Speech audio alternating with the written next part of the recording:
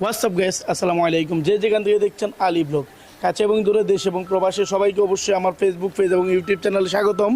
বন্ধুরা, আজকে থেকে আমি নতুন ধারাবাহিকতায় নতুন ভিডিও নিয়ে আসবো আপনাদের মাঝে, ফুড ব্লগিং।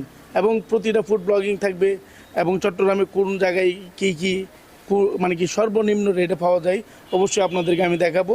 সবাই আমার পাশে থাকুন এবং সাথে থাকুন। যারা যারা আমার ভিডিওটি ভালো লাগবে অবশ্যই সাবস্ক্রাইব করবেন এবং ফেসবুক পেজে ফলো দিবেন। আর ভিডিওটি দেখার জন্য আমার সাথে থাকুন। ধন্যবাদ।